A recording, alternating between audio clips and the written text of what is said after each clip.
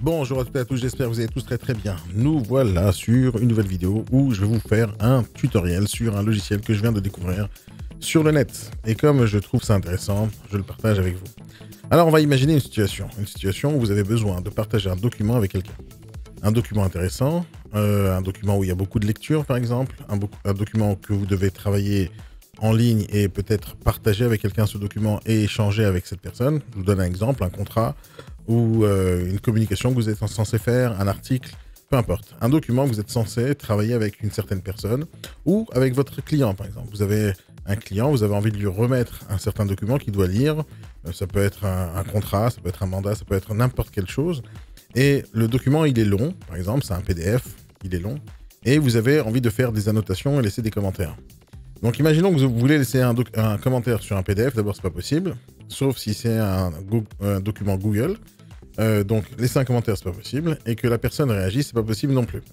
Maintenant, sur Google Doc c'est possible, donc je vais vous le montrer, mais je vais vous montrer deux choses différentes aujourd'hui, comment travailler avec un document partagé avec des personnes, et comment faire pour que ça soit super intéressant. Donc je vais vous montrer mon écran par exemple. On va partir du principe qu'on a envie de travailler et partager un document pareil. Donc ça, c'est le programme d'une formation, par exemple, le programme de formation, communication et réseaux sociaux. Ça, c'est sur Google Doc, par exemple. Et sur Google Doc, je peux travailler tout seul sur le document. Donc j'écris, je rédige ce que j'ai besoin de rédiger. Et si j'ai envie de partager ce document à quelqu'un, je peux aller sur le bouton partage et partager avec une personne spécifique. Donc je partage avec une personne. Cette personne, elle va interagir avec moi. Je peux lui donner par exemple la possibilité d'être commentateur. Et si elle interagit avec moi, ben ça va être cool. Donc, si la personne va interagir avec moi, elle va rentrer sur le document et elle va peut-être modifier. Donc ça, c'est une première chose. Si maintenant j'ai envie de partager des commentaires avec la personne qui a rédigé le document. Donc là, par exemple, j'ai envie de laisser un commentaire.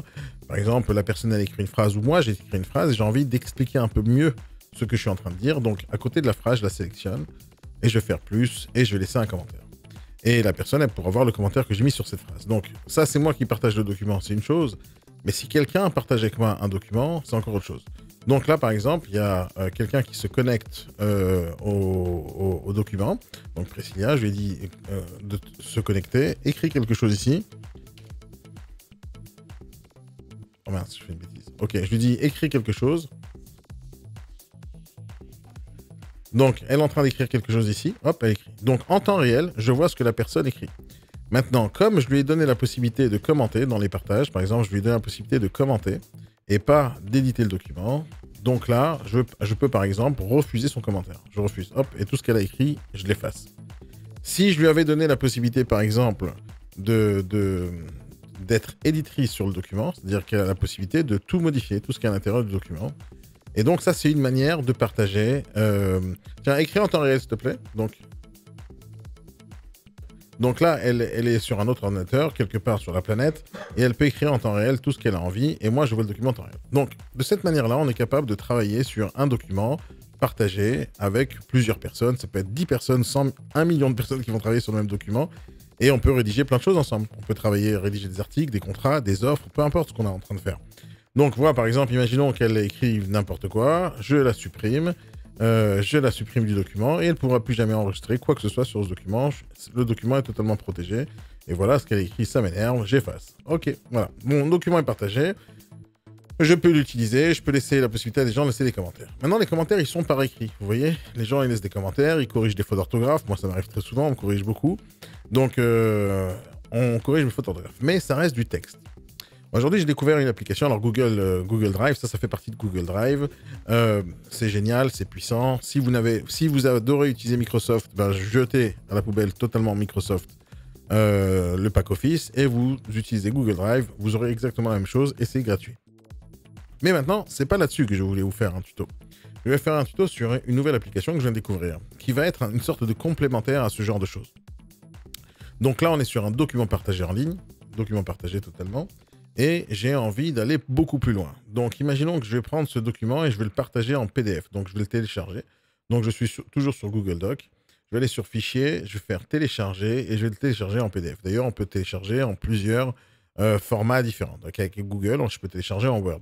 Mais là, je vais télécharger en mode PDF. Donc, je clique sur PDF, tout simplement. Et là, je vais aller dans une autre application. Une autre application qui est, je l'ai découvert hier, je l'ai testé 2-3 fois.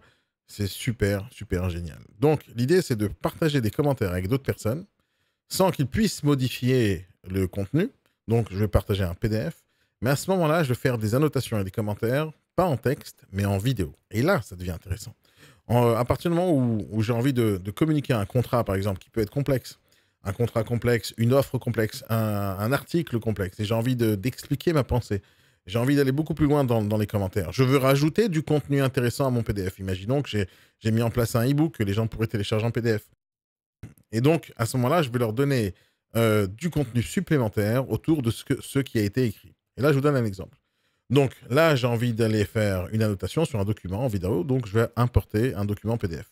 J'importe un PDF et je vais prendre le document que je viens de télécharger. Donc, c'est le même programme que tout à l'heure. Hop, je prends le PDF et je le charge. Donc, bien sûr, dans cet outil, il y a une version payante, une version gratuite. C'est pas moi qui ai développé ce logiciel, je le regrette, ça serait intéressant. Mais je vous promets une chose, c'est que Google va regarder ce qui est en train de se passer là-dessus et ils vont faire sur Google Doc un de ces jours. En tout cas, je l'espère. Mais parce que c'est une superbe idée. Et donc, l'idée, c'est comme ça. Donc, le PDF, c'est le même PDF que tout à l'heure. Vous voyez ici, il y a toutes les pages.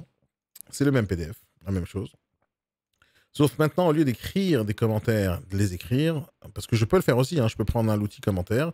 Ici, c'est le même qu'on a vu sur Google. Sur Google, c'était cet espace-là, donc il y a l'espace commentaire. J'écris des commentaires sur ce que je vois sur le document, et je fais un petit plus, et j'écris un commentaire. Donc, on a la même chose sur Google que sur l'application. Donc, si on a la même chose, ça ne sert à rien, cet outil. Exactement, donc je ne vais pas faire la même chose. Ce que je vais faire, c'est autre chose. Je vais ajouter une vidéo. Donc, je vais rajouter une vidéo. Donc, je sélectionne l'outil caméra. Je mets l'endroit, l'emplacement où j'ai envie que la vidéo soit vue. Par exemple, ici, hein, ici ou sur un passage dans un document. Par exemple, sur cette phrase-là.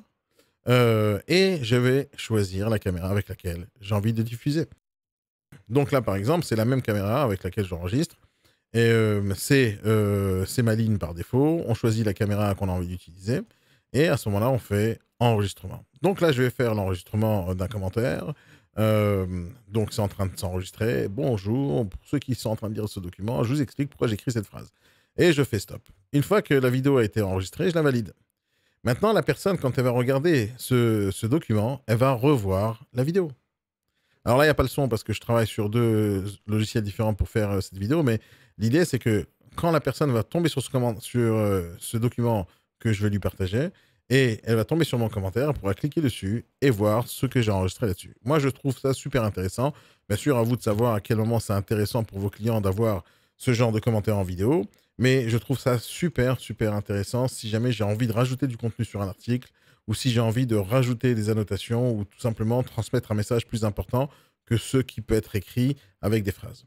Une fois que j'ai fait ça, je peux finaliser le document et le partager aux personnes. Alors, je n'ai pas encore partagé, je viens de le découvrir, je trouve que c'est génial. Il y a une version payante, une version gratuite. À vous de voir si c'est un outil qui pourrait vous intéresser. Moi, je pense que c'est super, super intéressant.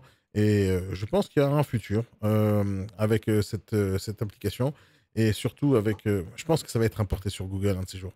Ils vont se faire acheter, je sais pas. Ou c'est une simple idée, mais cette idée, elle est bonne. Donc, allez sur le site Wido, je crois que c'est Wido, et créez un compte, vérifiez ce qui se passe. Peut-être que ça va vous plaire. Voilà, c'est tout ce que je voulais vous dire sur ce petit outil. Si vous avez des questions sur Google Drive, si vous avez des questions sur Wido ou peu importe quel tuto je vais vous faire ici sur cette chaîne, n'hésitez pas à m'en faire part et je vous répondrai, promis juré. Et bien sûr, vous cliquez sur le pouce bleu si ça vous plaît et vous laissez un commentaire. Voilà, c'est ça, c'est simple, hein, c'est simple. Vous savez faire ça, n'est-ce pas? Laissez des commentaires, ça va être cool. Allez, à tout de suite sur une prochaine vidéo. Bye bye.